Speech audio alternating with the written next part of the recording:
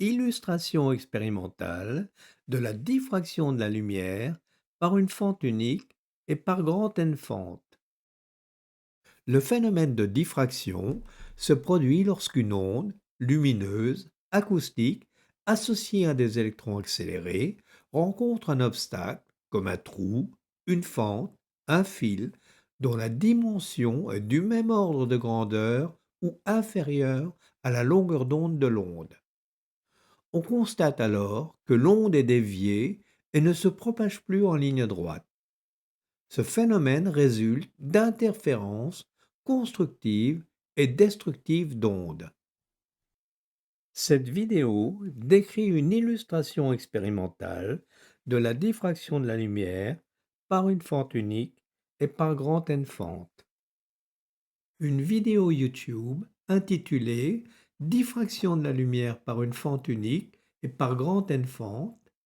Démonstration théorique à l'aide de la construction géométrique de Fresnel a déjà été publiée. Les relations données dans le tableau suivant y sont démontrées. Elles seront donc directement utilisées dans la présente vidéo. Le dispositif expérimental que nous avons utilisé est très simple. Il est constitué d'une source lumineuse. Dans notre cas, nous avons utilisé un laser vert et un laser rouge. Le laser émet à chaque instant un faisceau lumineux dirigé selon une seule direction, donc constitué d'ondes planes, monochromatique, signifiant que toutes les ondes ont la même longueur d'onde lambda, et cohérent, toutes les ondes émises à un instant donné sont en phase. Ce laser produit un spot lumineux sur un écran. Si l'on insère sur ce faisceau, à une distance grand L de l'écran, un obstacle, comme une fente, un trou ou un réseau de très petite dimension, alors on observe sur l'écran un cliché de diffraction. Comme nous avons choisi une distance grand L égale à 1 mètre, le cliché de diffraction est de type Fraunhofer car il se produit à une grande distance. La diffraction de Fraunhofer se produit, en toute rigueur, lorsque la source lumineuse est ponctuelle et est située à l'infini, et lorsque l'écran d'observation est également situé à l'infini.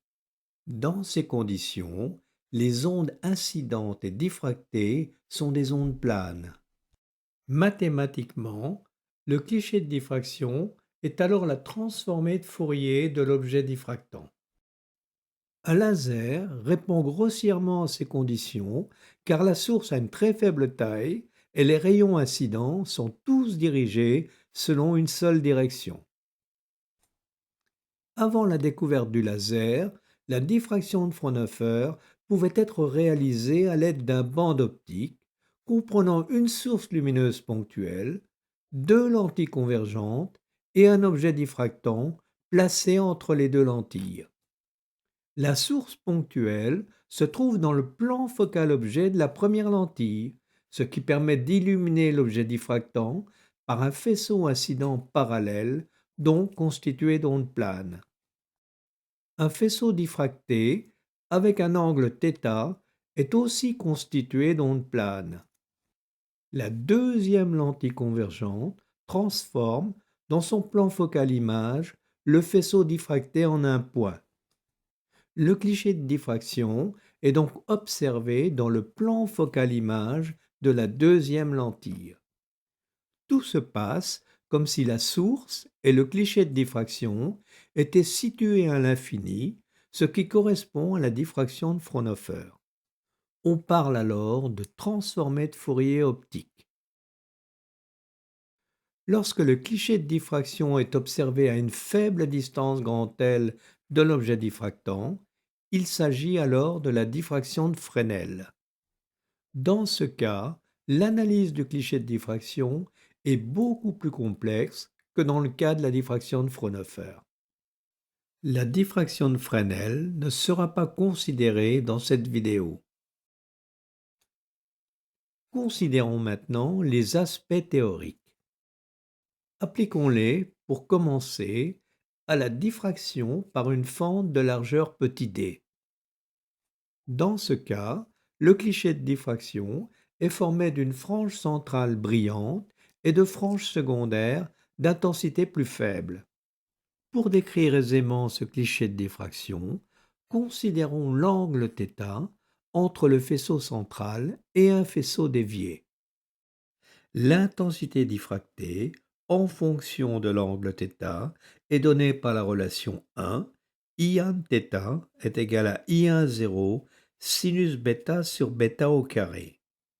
Dans cette relation, l'indice 1 indique qu'il s'agit d'une fente unique, avec bêta est égal à pi d sinus θ sur lambda. I1 0 étant l'intensité maximale à l'angle θ est égal à 0.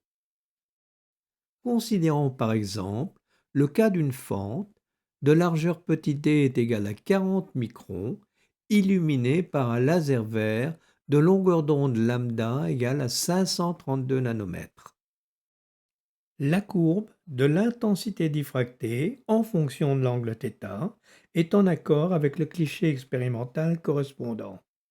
Elle présente un maximum d'intensité principale, I1 0, à l'angle θ est égal à 0, ainsi que des maximums d'intensité secondaire de très faible intensité. Ces maximums d'intensité résultent d'interférences constructives d'ondes. Des minimums d'intensité nulle, dus à des interférences destructives d'ondes, sont situés aux angles θ1, θ2, θ3, moins θ1, moins θ2, moins θ3. Ils sont obtenus pour sinus θn est égal à plus ou moins n lambda sur d. L'angle θn étant très petit, on peut assimiler le sinus à son angle et obtenir θn à peu près égal à plus ou moins n lambda sur d. L'angle θn doit être exprimé en radians, ce qui est le cas sur nos courbes. L'angle θn augmente si d diminue. Considérons maintenant la largeur angulaire, grand D angulaire de la frange centrale.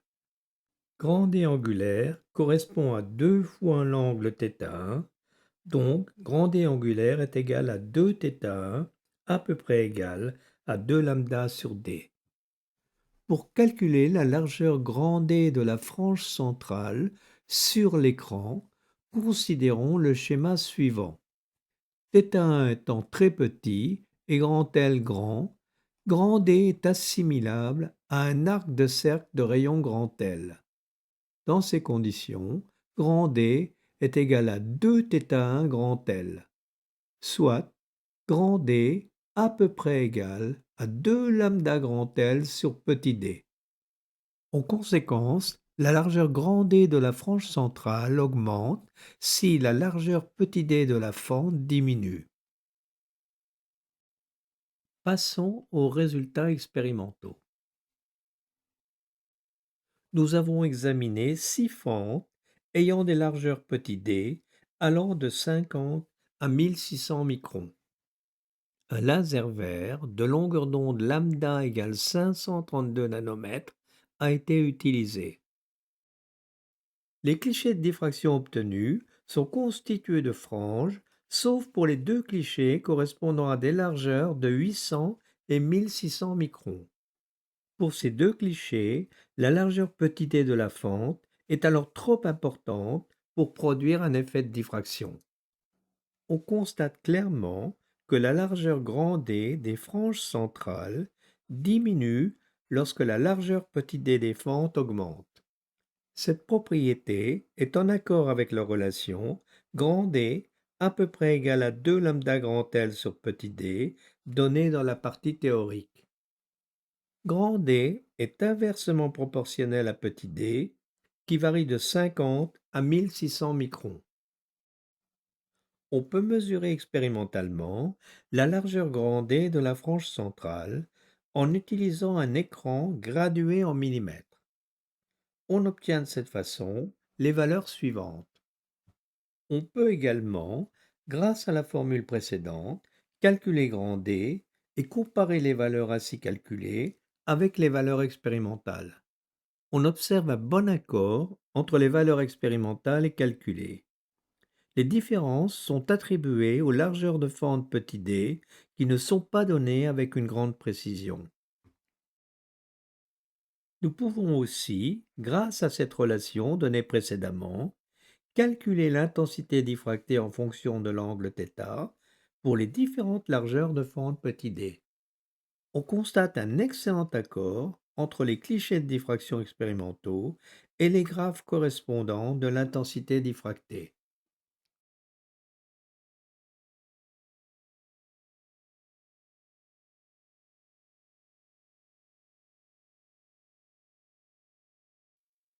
Nous avons également réalisé des expériences avec un laser rouge dont la longueur d'onde est de 650 nanomètres. On observe un comportement similaire avec celui obtenu avec un laser vert. Si l'on compare les deux clichés de diffraction observés pour une fente de largeur petit d égale 50 microns, on constate que la largeur grand D de la frange centrale est plus grande avec le laser rouge qu'avec le laser vert. Cette observation est en accord avec la relation grand D à peu près égale à 2 lambda grand L sur petit d, qui indique que grand D est proportionnel à la longueur d'onde lambda. Elle est également en accord avec les courbes correspondantes donnant l'intensité diffractée en fonction de l'angle θ. En conclusion partielle, dans le cas de la diffraction par une fente unique de largeur petit d, on constate que la largeur grand D de la frange centrale augmente lorsque la largeur petit d de la fente diminue. On constate aussi que la largeur grand D de la frange centrale augmente lorsque la longueur d'onde lambda augmente. Abordons maintenant la diffraction par grand N fente de largeur petit d séparée de la distance petit s. Dans ces conditions, les clichés de diffraction deviennent plus complexes. Pour les interpréter, considérons l'intensité diffractée en fonction de l'angle θ. Pour grand N fente, l'intensité diffractée en fonction de l'angle θ est donnée par la relation générale 4, Iθ est égal à I10 sinus bêta sur bêta au carré, sinus grand N alpha sur sinus alpha au carré. Avec bêta égale pi d sinus θ sur lambda et alpha égale pi s sinus θ sur lambda. Remarquons que la partie gauche de la relation 4 correspond à la relation 1 qui décrit l'intensité diffractée par une fente unique. Voici par exemple la courbe obtenue pour grand N égale 6 lorsque D est égal à 40 microns, S est égal à 100 microns et lambda est égal à 520 nanomètres. La courbe présente un maximum d'intensité I0 situé à l'angle θ est égal à 0. Elle présente aussi plusieurs maximums d'intensité principaux, de nombreux maximums d'intensité secondaire situés entre les maximums d'intensité principaux et de nombreux minimums d'intensité nulle. Superposons la courbe Iθ est égale à grand N au carré I10 sinus bêta sur bêta au carré. Il s'agit de la partie gauche de la relation 4 multipliée par grand N au carré. Hormis la longueur d'onde lambda, cette relation ne dépend que de la largeur de fente d. Elle représente donc l'effet de diffraction lié au grand N fente de largeur d. On constate que cet effet de diffraction module la courbe de l'intensité diffractée. Superposons maintenant la courbe Iθ est égale à I10 sinus grand N alpha sur sinus alpha au carré, qui correspond à la partie droite de l'équation 4. Hormis lambda, cette courbe ne dépend que de la distance de séparation des fentes S. Elle représente donc l'effet d'interférence liée à la distance de séparation S des grandes n fentes. On constate que cette courbe correspond au maximum d'intensité principaux et secondaires et au minimum d'intensité nulle de la courbe I-θ. La courbe I-θ est donc soumise à deux effets, un effet de diffraction et un effet d'interférence. Les positions angulaires des maximums d'intensité principaux s'obtiennent à partir de la relation 6 sinus θn est égal à plus ou moins n lambda sur S. θn étant très petit, on a θn à peu près égal à plus ou moins n lambda sur S. Sur l'écran, les distances grandes et n des maximums principaux d'intensité sont données par la relation grand et n à peu près égale à n lambda grand L sur petit s. Les distances grand et n augmentent si la distance de séparation des fentes petit s diminue.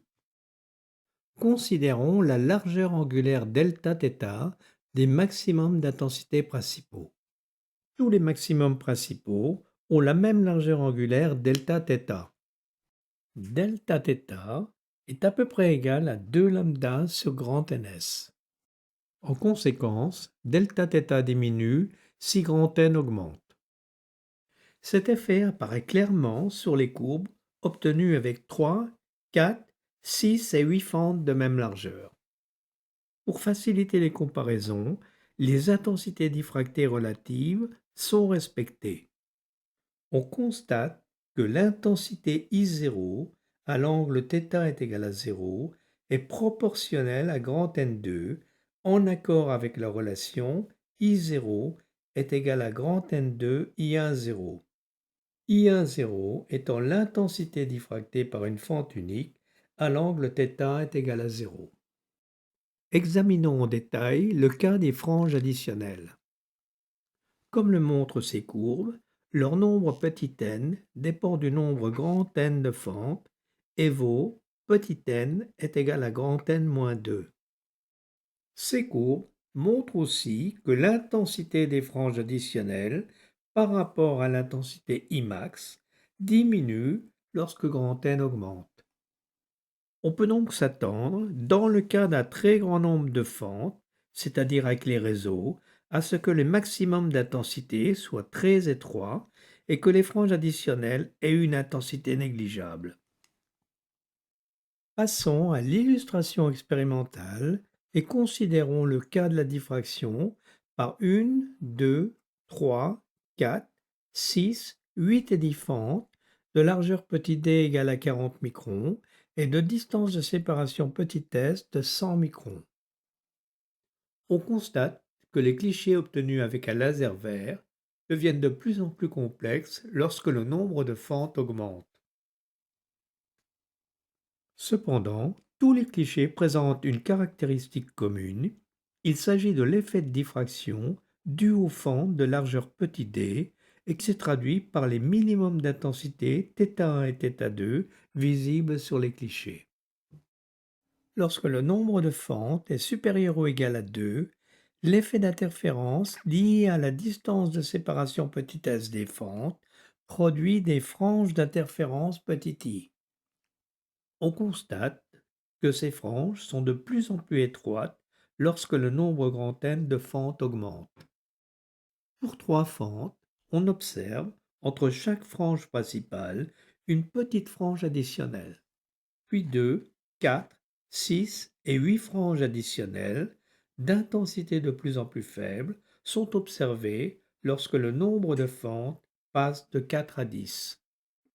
Comme indiqué dans la partie théorique, le nombre petit n de franges additionnelles est donc égal à grand N-2.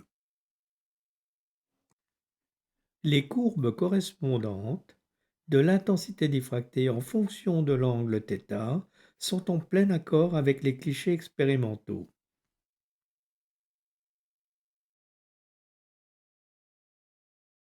En conclusion partielle, lorsque le nombre de fentes grand N augmente, les clichés de diffraction sont constitués d'une frange centrale et de franges secondaires liées à l'effet de diffraction par les fentes de largeur petit d. La frange centrale a une largeur grand D inversement proportionnelle à la largeur des fentes petit d. Pour n supérieur ou égal à 2, ils contiennent des franges d'interférence enveloppées par les franges de diffraction. Ces franges d'interférence sont séparées par un interfrange petit i inversement proportionnel à la distance de séparation des fentes petit s. Pour grand N supérieur ou égal à 3, des taches additionnelles situées entre les franges d'interférence sont observées. Le nombre petit n des taches additionnelles est égal à grand N-2. L'intensité des taches additionnelles diminue quand petit n augmente. La largeur des franges d'interférence diminue quand petit n augmente. Ces propriétés auront un effet important lorsque grand N deviendra très grand, c'est-à-dire dans le cas d'un réseau comportant de nombreuses fentes. Cet aspect sera illustré dans une prochaine vidéo consacrée à la diffraction par les réseaux. Une petite remarque. Nous avons indiqué dans l'introduction que le phénomène de diffraction se produit lorsqu'une onde rencontre un obstacle, comme un trou ou une fente, dont la dimension est du même ordre de grandeur ou inférieure à la longueur d'onde de l'onde. Expérimentalement, nous avons observé un cliché de diffraction avec une fente de largeur petit d égale 400 microns et une longueur d'onde lambda de 532 nanomètres. Donc pour une fente environ 1000 fois plus grande que la longueur d'onde. La notion de même ordre de grandeur doit donc être prise au sens très large du terme. En conclusion, cette étude expérimentale, réalisée avec des moyens simples, illustre la théorie de la diffraction de la lumière par des fentes uniques et multiples de différentes largeurs. Elle montre que les principaux paramètres sont la largeur de la fente, le nombre de fentes, la distance de séparation des fentes et la longueur d'onde. Notons que cette illustration expérimentale de la diffraction de la lumière a été rendue possible grâce à l'utilisation du laser comme source lumineuse. Avec les sources lumineuses conventionnelles, les expériences sont beaucoup plus complexes en raison de difficultés à obtenir des sources ponctuelles, monochromatiques et cohérentes, ainsi que des ondes planes.